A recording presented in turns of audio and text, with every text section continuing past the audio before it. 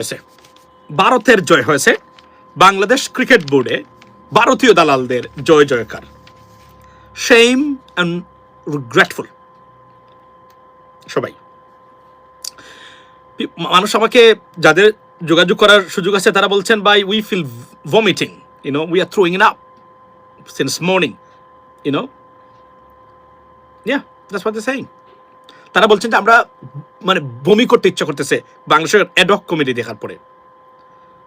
ক্রিকেটটাকে এই সময় এসেও ক্রিকেটের ব্রোঞ্জ যুগে চলে গেছে আমরা, মানে আদিম যুগে। আবার সেই স্বজনপ্রীতি, আবার সেই ডিসকাস্টিং সব কিছু।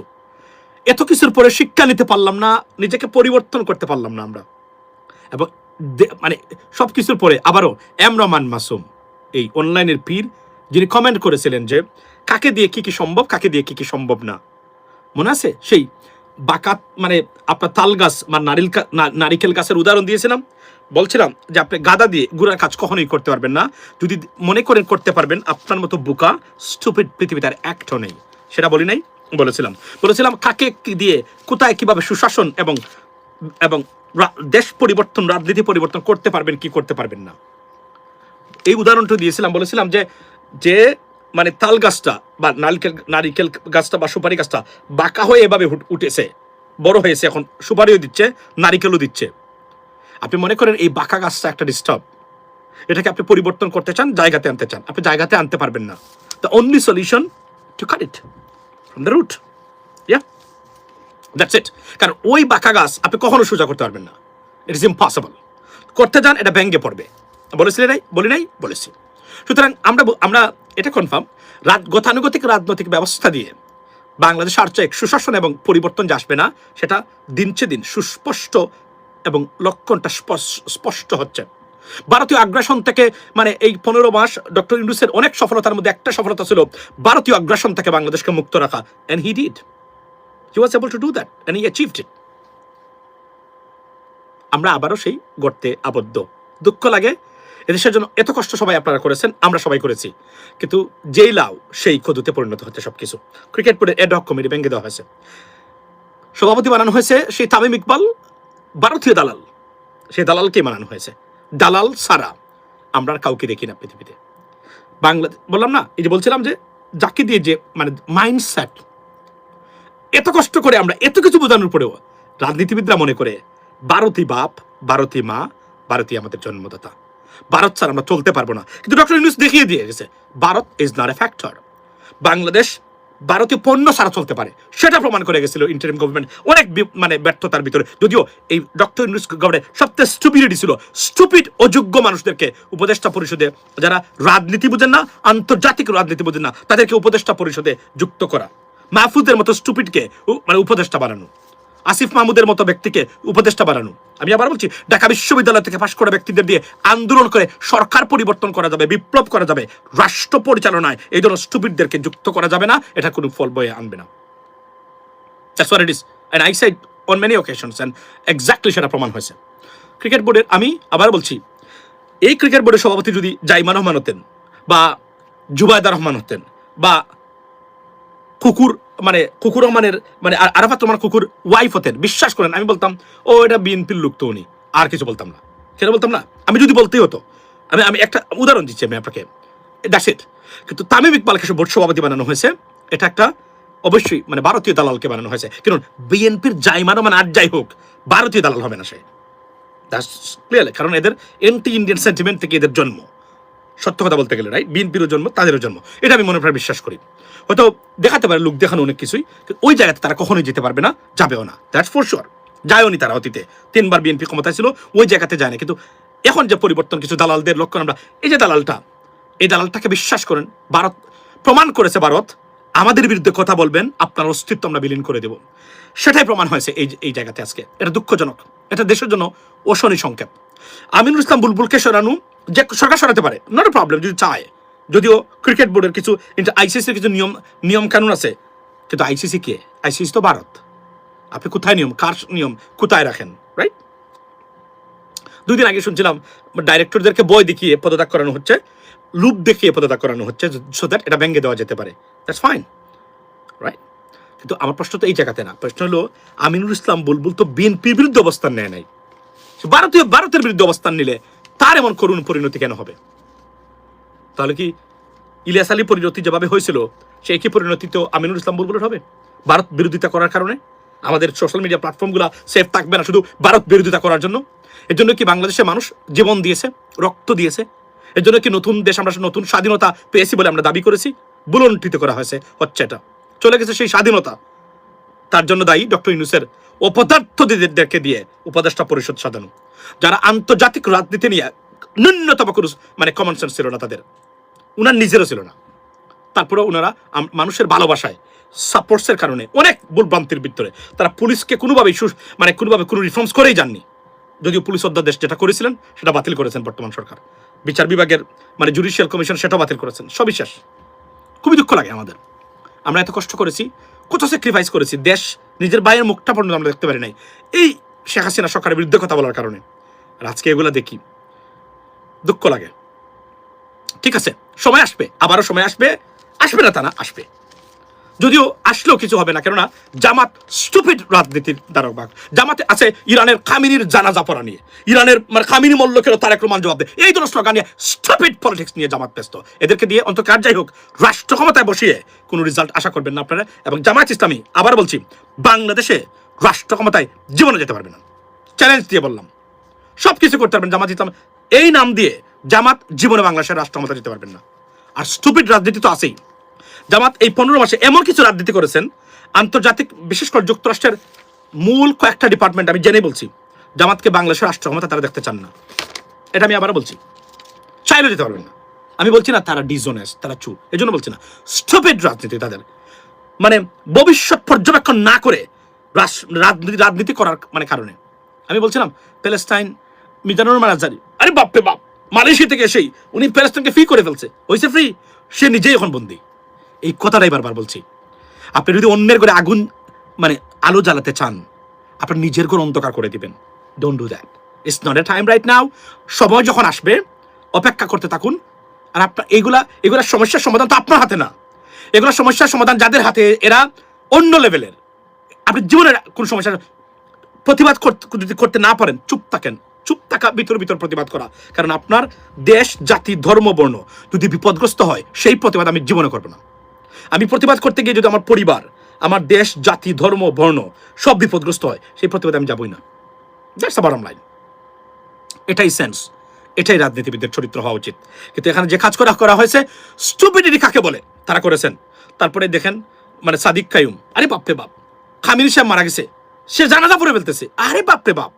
এগুলো নাই, এরা পৃথিবী দেখে না? সারা পৃথিবী এগুলো দেখতেছে। যারা দেখার এরা যখন লক করে ফেলবে আপনাকে, আপনি আর এখান থেকে মুভ করতে পারবেন না। মিজানুর রহমান আজহারি, উনি কি একজন উগ্র? উনি কি রেডিক্যাল? না, হি ইজ নট। একজন মডার্ন কন্টেম্পোরারি বক্তা, কিন্তু স্টুপিড, ইন্টারন্যাশনাল স্টুপিড, যে কারণে সারা পৃথিবী থেকে বিচ্ছিন্ন। Is over, that's it. আগামীতে উনি মালয়েশিয়াতে থাকতে পারবেন না। স্টুপিডিটির মানে আমি বাধা দিছিলাম, আমাকে বলে আমেরিকার দালাল, ইসরায়েলের দালাল। I know why I say that, because আমি এডুকেটেড এবং আমি ভেরি সেন্সেবল। আপনাদেরকে আমি পড়ানোর ক্ষমতা রাখি, সেন্সিবিলিটি এবং ওয়ার্ল্ডের বিশ্ব রাজনীতির গতি প্রকৃতি কীভাবে যায় সেই বিষয় নিয়ে। আমি এই জন্যই বলছি, আপনাকে আমার প্রমাণ পেয়েছেন? এখন প্রমাণ কি পেয়েছেন? আমি যে কথাগুলো বলছিলাম, এই কথাগুলো সাহস করে কেউ বলবে না। এই যে আজকে বললাম না জামাত নিয়ে, এই কথাগুলো কেউ বলবে না। আমি বলতেছি, যদি তারা শুধরায় না, that's over for Jamaat, that's it. Jamaat আর কখনোই বাংলাদেশের রাষ্ট্রক্ষমতা যেতে পারবে না। এই 15 মাসের কিছু এমন কিছু রাজনীতি, ভুল রাজনীতি তারা করেছেন, তাদেরকে দেশ নিয়ে ব্যস্ত থাকার জন্য বারবার বলছিলাম আমরা সবাই। না, তারা কি করেছেন? আরে বাপরে, তারা প্যালেস্টাইন স্বাধীন করে ফেলতেছেন, ইরান মানে তারা স্বাধীন করে ফেলতেছেন। ক্ষমতা আছে, নিজের ভোটের অধিকার প্রতিষ্ঠা করতে পারেন নাই আপনারা মানে আর আপনারা এই দেশকে স্বাধীন করে ফেলবেন। প্রতিবাদকে কি প্রতিবাদ করবেন আপনারা? মানে আপনারা এই প্রতিবাদ করে লাভ আছে যদি আপনার সর্বনাশ হয়ে যায়? আচ্ছা গেল। এখন জানি এই কথাগুলো বললে আপনারা বলবেন হোয়াট ইজ আপ মানে ব্রাদার, এই আমরা কি বলবো না? জান আপনারা বলেন। এই মাসেও বাংলাদেশ মানে ডেনিম রপ্তানি করে যুক্তরাষ্ট্রে চায়নাকে অতিক্রম করেছে। Number 1, you have to understand, আপনার ব্রেড অ্যান্ড বাটার এই জায়গাটাকে রাখতে হবে আপনার অন্য লেভেলে। সেন্সিবিলিটি একজন রাজনীতিবিদদের নাম্বার 1 ক্যারেক্টারিস্টিক্স এবং quality. If you do not have it, you are stupid. You should not be in politics. That's what exactly happened. এই দেখেন না গতকালকে ব্যারিস্টার শাহরিয়ার মানে কবির যে উনি ভালো ভালো কাজ করতেছে, কথা বলতেছে, বাংলাদেশ নিয়ে ব্যস্ত থাকেন, উনি কেন ইরান হতে পারলো না? আরে বাপরে বাপ, আপনি যে ইরান হবেন, ইরান হলে তো দেশ বিরান হবে, এটা আপনার বাপ আছে রক্ষা করার? আপনি যে ইরান হবেন, সৌদি আরব বিরান করে দিবে বাংলাদেশকে, কারণ সৌদি আরবের নাম্বার 1 শত্রু হচ্ছে ইরান, কাতারের নাম্বার 1 শত্রু হচ্ছে ইরান, আরব আমিরাতের নাম্বার 1 শত্রু হচ্ছে ইরান, বাহরাইনের নাম্বার 1 শত্রু হচ্ছে ইরান, কুয়েতের নাম্বার 1 শত্রু হচ্ছে ইরান। তখন কি হবে? এগুলা বলার আগে ভাববেন না যে কথাটা জাতির জন্য বা আমার দলের জন্য ক্ষতি হবে কিনা? ভাববেন না? আমি বারবার বলি নাই যে প্রতিবাদ করতে গিয়ে যদি দেশ, জাতি, ধর্ম, বর্ণ ধ্বংস হয়ে যায়, সেই প্রতিবাদ আমি কখনই করবো না। And it's not your job. Watch closely. You know what I mean?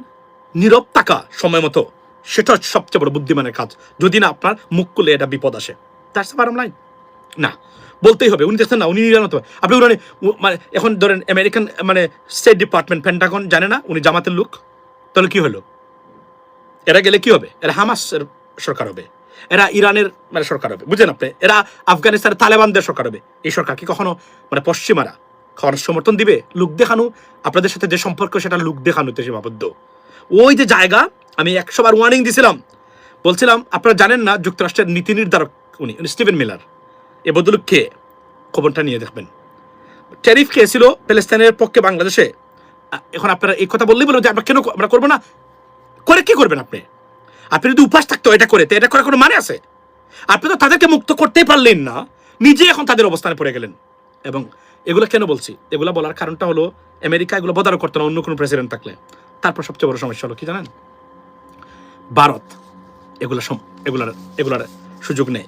আপনি জানেন না, ভারত চায় আমরা যত বেশি আমেরিকা বিরোধী কাজ করি তত বেশি ভারতের জন্য লাভ। তারা এনায়েতুল্লাহ আব্বাসীর মতো ব্যক্তিকে ডাইরেক্টলি না হলে ইনডাইরেক্টলি পয়সা দেয় পশ্চিমা বিরোধী বক্তব্য দেওয়ার জন্য। আমি জেনে বলছি, লিখিত দিতে পারবে প্রমাণ সহ। Yeah, they do it. Why? Because this is their case study. This is their project's elements. They're in a project. There is a project. There are many projects. Right? So এই প্রজেক্টের এলিমেন্টসগুলো হচ্ছে আব্বাসি, চরমুনাই, এই যে আমাদের যে মানে ওই যে আপনার ওই যে মেফাজত আছে, এরা যে বক্তব্য দেয়, এগুলো তারা গেদার করে, তারা এখানে তুলে বাংলাদেশে ইমিগ্রেশন বন্ধ, স্থায়ী ইমিগ্রেশন আমেরিকা থেকে এই মুহূর্তে স্থগিত। ওয়াই? বিকজ আমেরিকান গভর্নমেন্ট মনে করে এরা সবচেয়ে বেশি আমেরিকান হেটার মানুষ এই মুহূর্তে। আপনি ইসরায়েলকে হেট করবেন, তারা মনে করবে আমেরিকাকে হেট করেন। That's the rules.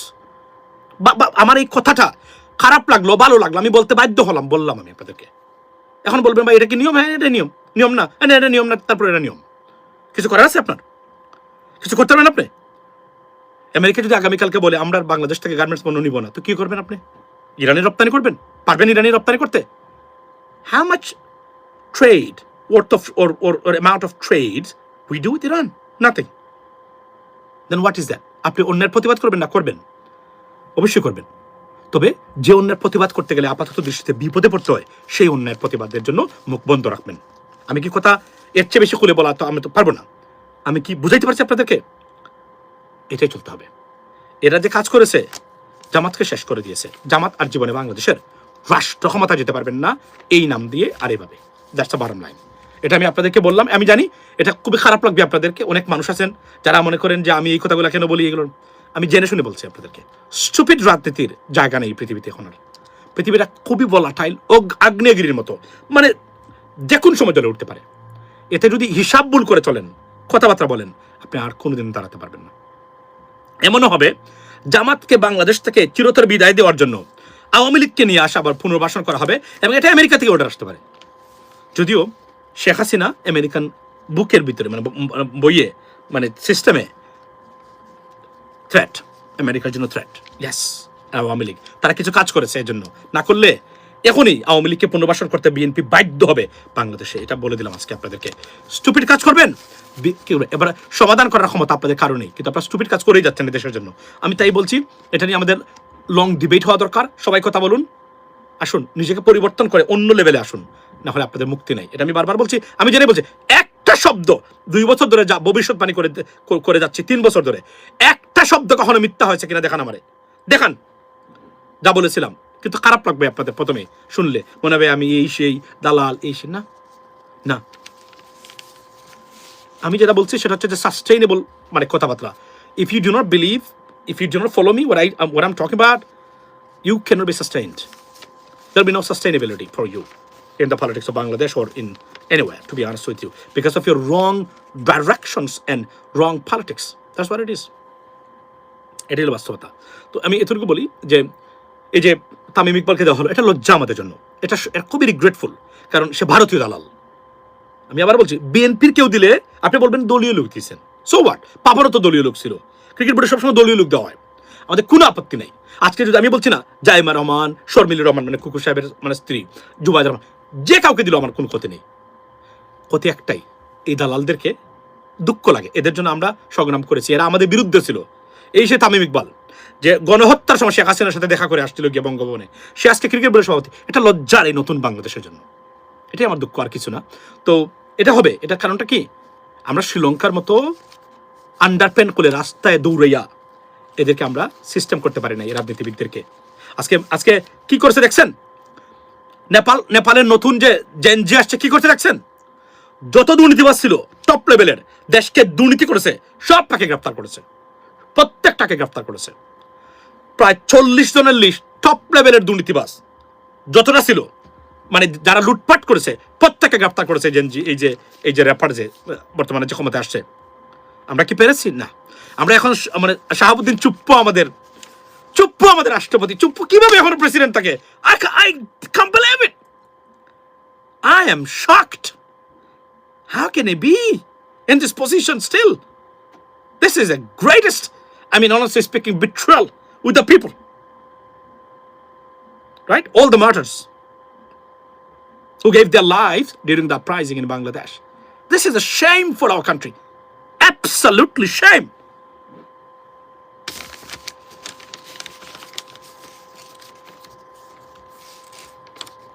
Right?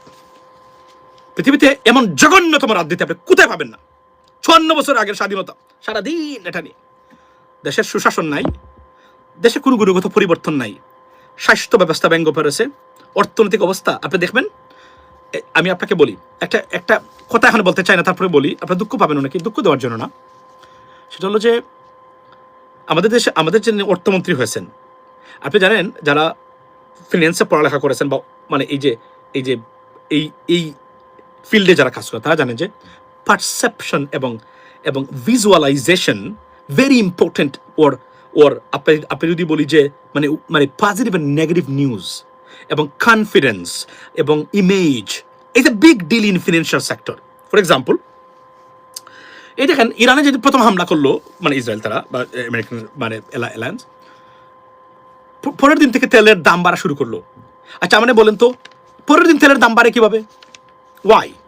কারণ যারা তেল বিক্রি করতেছে এরা তো ওই তেল কিনে নাই, এরা তো আগেই তেল কিনে নিছে, তারপরে তেলের দাম বাড়লো কেন? পারসেপশন, অবস্থা ভালো না, এই দাম বাড়াইতে হবে, দাম আমরা জানি এটা হবে। এই যে পারসেপশন, ভিজুয়ালাইজেশন, মানে নেগেটিভ ভিজুয়ালাইজেশন যেটা, এটাই হলো এই যে অর্থ বিভাগে যেদিন অর্থমন্ত্রী বিকম পাস দেওয়া হয়েছে, সেদিন এই বাংলাদেশের ফরেন ইনভেস্টমেন্টের খবর রচনা করা হয়েছে।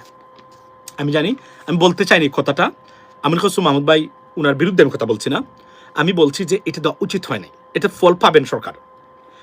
অর্থমন্ত্রী সবসময় এমন একজন মানুষ থাকে যিনি একজন একাডেমিশিয়ান হবেন, as well as মানে আপনার মানে পলিটিশিয়ান, যোগ্য ব্যক্তি, যিনি সত্যিকার অর্থেই অর্থ বিষয়ে সারা পৃথিবীতে যে কোনো জায়গাতে লেকচার দিতে পারেন, এই ধরনের ব্যক্তি হচ্ছে অর্থমন্ত্রী হয়।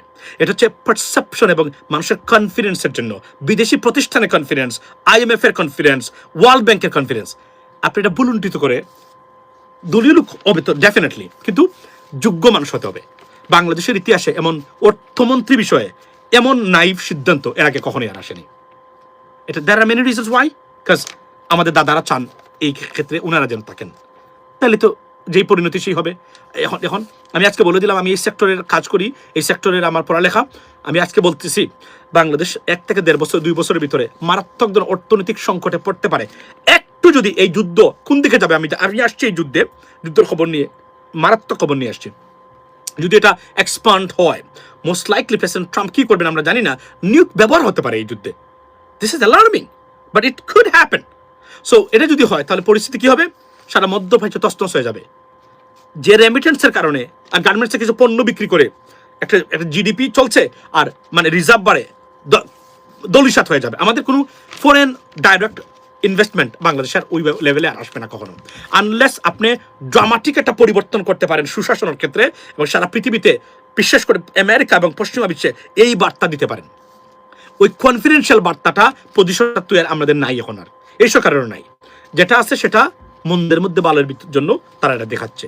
আসলে ওটা আমরা নষ্ট করে ফেলছি বিভিন্নভাবে, মানে শেখ হাসিনা নষ্ট করেছে, বিগত নতুন সরকার আসলে যেটা করা সেইটা আমরা তরুণ প্রজন্মের উগ্রবাদ এবং ভুল রাজনীতি। এই যে সাদিক কায়ুমের একটা উদাহরণ আমি আপনাকে দিতে পারি। বাংলাদেশে ফরেন ইনভেস্টমেন্ট পার্টিকুলারলি আমেরিকা থেকে মানে নষ্ট হওয়ার জন্য সাদিক কায়ুমের এক গায়বানা জানাজা মোর দেন এনাফ। এখন বলবেন ভাই এটার সাথে এটার সম্পর্ক কি? there is a reason why। এটা বললে আপনি বলবেন হয়তো ভাই এটা কি ধরনের পাগল নাকি, আপনি মনে করতে পারেন আমাকে পাগল।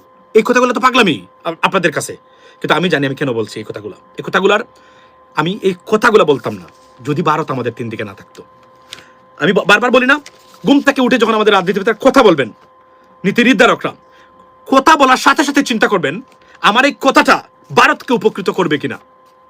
যদি উপকৃত করে বাংলাদেশের বিরুদ্ধে গেল এটা বলা মানে মানে এটা বলা বন্ধ করতে হবে। That is our line. যতক্ষণ পর্যন্ত রিস্ক অ্যাসেসমেন্ট এবং ম্যানেজ করতে না শিখবেন, war is our problem, who are our enemies, war is the threat coming from for Bangladesh, existential threat coming from which angle?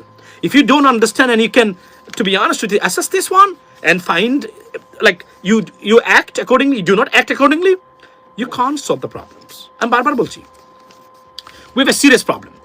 Indian aggression and policies are existential threats for Bangladesh.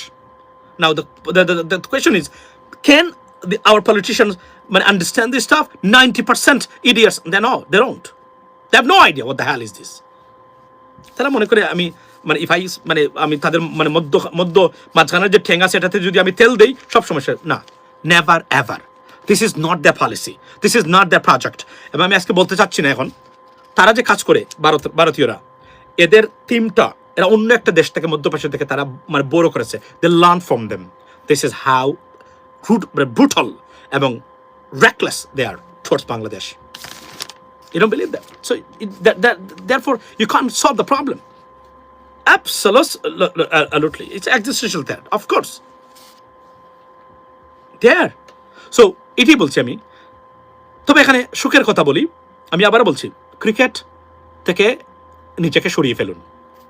Cricket এর প্রচার প্রসার, ভারতীয় আধিপত্যবাদের প্রচার প্রসার, বারবার বলছি।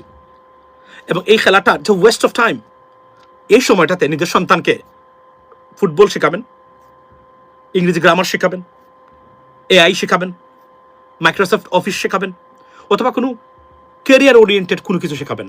পৃথিবীটা মানে আগের মতো নাই, একজন কাজ করবে সারা পরিবারে মানুষ বসে বসে খাবেন। এটা আমাদের সিলেটের মানে আমাদের ট্র্যাডিশন, এটা সিলেটও সেটা পরিবর্তন হয়ে যাচ্ছে। আপনি কল্পনা করেন বাকি যে অন্যান্য বাংলাদেশে তো এটা পরিবর্তন হচ্ছেই। এবং এই যে আমি বলছি একটু আগে, আমার ঘরে সব আছে, ফক্স স্পোর্টস আছে, ESPN আছে, যেহেতু মাঝে মাঝে অন্যান্য ধরনের খেলাধুলো আমরা দেখি।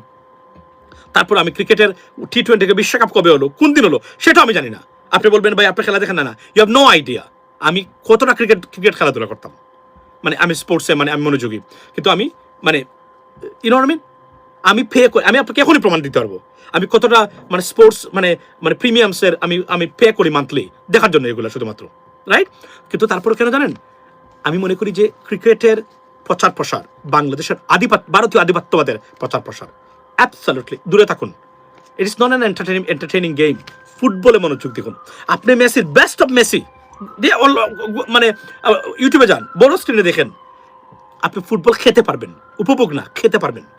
মানে এটা তো আমি একটু অতিরঞ্জিত কথাবার্তা বলতেছি, হয়তো বা আপনার কাছে খাওয়া swallow, you can like, it's not like observe or watching, you like something like you can eat football, the way he moves.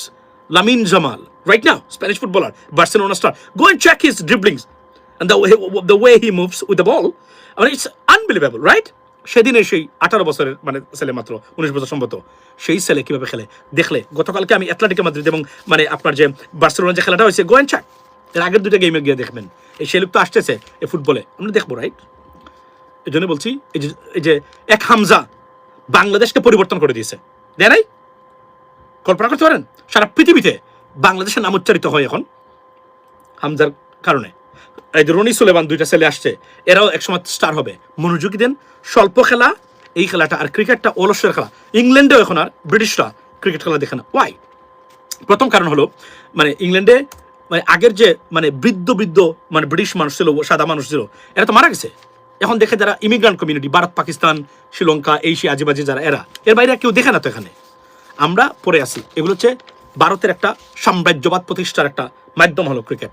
এই জন্য তার ক্রিকেটকে কন্ট্রোল করে রাখবে আগামী 20 বছর, যে কোনোভাবে হোক না কেন, টাকা পয়সা সব দিয়ে। এবং cricket already sold out to Indian aggression and Indian power ও সুপারমেসি, ওর আপনি যদি বলেন হোয়াট এভার। সো আবার বলছি, বর্জন করুন। তবে আজকে সুখের কথা হলো এই তামিম ইকবাল এই দালালকে প্রত্যাখ্যান করেছে বাংলাদেশের মানুষ। কিভাবে বললাম? একটু আগে RTV দেখে আসছি। এখন সম্ভবত এটা 20-25 হাজার হয়ে গেছে অলরেডি। মানে আপনার এই যে কি বলে এটাকে, এই ধরেন মানে রিয়াকশন সেখানে। মানে আমি যখন দেখছিলাম 20,000-20,000-এর মধ্যে কল্পনা করেন আপনি, আচ্ছা তাকে এখন 20,000-এর মানে মধ্যে 16,000 মানুষ হাহা রিয়েক্ট দিয়েছেন। প্রত্যেকটা জায়গা তামিমকে রিজেক্ট করেছেন বাংলাদেশের দর্শক এই হাহা রিয়েক্ট মানে মাধ্যমে। সুতরাং Tamim Iqbal rejected by the cricket fans of Bangladesh. That is ইট।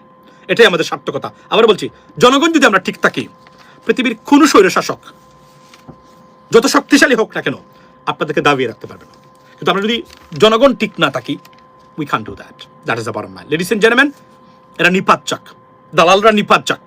দুঃখ লাগে, তবে এখানে বলে রাখি, আপনাদের cricket board occupied by the Indian aggressions, এবং cricket Indian aggressions won in this regard. অর্থাৎ আবারও মানে ক্রিকেটও ভারতীয় আধিপত্যবাদ জয় হলো। এই আমরা পরাজিত করেছিলাম বিগত ইন্টারিম গভর্নমেন্টের সময়, বাট আবার তারা জয়ী হলো, আবারও তাদের দখলে সব কিছু গেল। দুঃখজনক। আমিনুল ইসলাম বুলবুলের মতো ব্যক্তিকে সরিয়ে দেওয়া হয়েছে। ভারত প্রমাণ করেছে আমাদের বিরুদ্ধে লাগলে আপনার অস্তিত্ব আমরা বিনষ্ট করে দিতে পারি বাংলাদেশে, সেটা তার প্রমাণ করেছে। আমিনুল ইসলাম বুলবুলের চলে যাওয়া, তার প্রস্থান বাংলাদেশের ভারতের কাছে মাথা নত করা এবং পরাজয়ের সবচেয়ে বড় লক্ষণ এবং প্রমাণ। লেডিস এন্ড জেন্টলম্যান, আসি এখন অন্য জায়গাতে। সেটা হলো যে আবার বলছি, cricket is nothing but a bogus game right now, colonial game. এমনিতেই আমি এগুলা মানে বিরোধী। আরও একটা জিনিস আমি আপনাদেরকে বলি, সেটা হলো যে আপনার যুদ্ধ ভয়ঙ্কর আকার ধারণ করেছে। এই যুদ্ধের কোথায় গিয়ে মানে এখন যাবে, president Trump is out of control right now. কোথায় যাবে সেটা আমরা জানি না। নিউক ব্যবহার হতে পারে মানে আপনার কিসে, এই যে মানে মধ্যপ্রাচ্যে। প্রেসিডেন্ট ট্রাম্প যেভাবে বলেছেন আজকে, যদি মানে ইরানের সব কিছু গুড়িয়ে দেন, ইরান ধ্বংসস্তূপে পরিণত হবে আনডাউটেবলি। অর্থাৎ মানে civilians infrastructure will come under serious attack and they can use nuke too. So that's dangerous. আমরা উই ওয়ান্ট পিস। এই যুদ্ধ যদি না হয়, মধ্যপ্রাচ্য ব্যর্থতার পরিচয় দিয়েছে এই যুদ্ধকে। এখনও যদি আমি মনে করি সৌদি আরব, কুয়েত, বাহরাইন, আরব আমিরাত এবং Qatar, if they come together and say you know what, enough is enough, let's stop right now, let's have a pause and let's talk about that, আমি মনে করি একটা সমাধান আসবে। না হলে এখন যেটা পলিসি সেটা হচ্ছে যে, কারণ ইরান তো তারা তো বসে থাকে নাই, এরা শিয়া, এরা 7,000 বছরের সিভিলাইজেশন, তারা কি এভাবে বসে থাকবে? তারা থাকবে না। তারা তো আমি জানি না কোন পর্যায়ে যাবে, তবে নিউক্লিয়ার ওয়ার মানে অস্ত্র ব্যবহার হবে না, সে আশা করি আমরা সেটা চাই। এটা হবে catastrophic, dangerous. In the meantime president ট্রাম্পের গতকালকের পোস্ট যেটা দিয়েছেন উনি, এটা আনআমেরিকান, এটা প্রেসিডেন্সিয়াল কোনো পোস্ট হতে পারে না। এজন্য মানে 25th অ্যামেন্ডমেন্ট যেটা হচ্ছে একজন প্রেসিডেন্ট মানে প্রেসিডেন্টের কার্যক্রম চালিয়ে যাওয়ার অযোগ্য বলে বিবেচিত হলে তাকে সরানোর যে পদ্ধতি, কনস্টিটিউশনাল পদ্ধতি, সেটাকে বলে মানে 25th মানে ইনভোক 25th অ্যামেন্ডমেন্ট ইউএস কনস্টিটিউশনের দ্বারা, যেটা দিয়ে প্রেসিডেন্টকে রিমুভ করা যায়, সেটা নিয়ে কথা উঠতেছে মেইন স্ট্রিমে সব জায়গাতে। নজিরবিহীন ঘটনা, এটাই চলছে এখন এখানে। আজকের নেক্সট 24 আওয়ার্স টু 48 আওয়ার্স এই যুদ্ধ শেষ হবে কিনা, শেষ হলে কিভাবে শেষ হবে, অথবা এই যুদ্ধ কিভাবে এক্সপান্ড হবে এবং কোন পর্যায়ে কতটা ক্যাটাস্ট্রফিক হতে পারে, তার জন্য 24 আওয়ার্স টু 48 আওয়ার্স সময় হচ্ছে সবচেয়ে ক্রুশাল এই মুহূর্তে। এই যুদ্ধের সবচেয়ে গুরুত্বপূর্ণ ভয়াবহ সময় এই এখন থেকে শুরু মানে পার করতেছে এই মানে ইরান এবং অন্যান্য যারা আছেন তারা এই মুহূর্তে। কেননা এবার আপনারা জানেন যে আজকে বাহরাইনের সব ধরনের জনগণকে রাস্তাতে না বের হওয়ার জন্য আপনার নির্দেশ দিয়েছে সরকার একটু আগে। সো বুঝতেই পারছেন, they have a serious connection with the US government and right, so they probably know something. We don't know what's going to happen, but it could be catastrophic. Ladies and gentlemen, hope for the best. We want peace. Allah protect সবাইকে, এটি আমি বলি, শান্তি আসুক পৃথিবীতে। That's what it is from me right now. I'll try my best to come on time, ladies and gentlemen, honestly speaking। এটা 2 বছর 3 বছর 5 বছর ধরে বলতেছি, বাট এনিওয়ে চেষ্টা করবো অন্য সময়। ভালো থাকবেন সে পর্যন্ত ইনশাল্লাহ। আর আবারও বলছি, যে কথাগুলো বললাম, আপনি আমার সাথে ডিসএগ্রি করার 100% রাইট আছে, you have absolute right, but দেখেন কথাগুলো প্রসেস করে দেখেন না আমি কি বলেছি।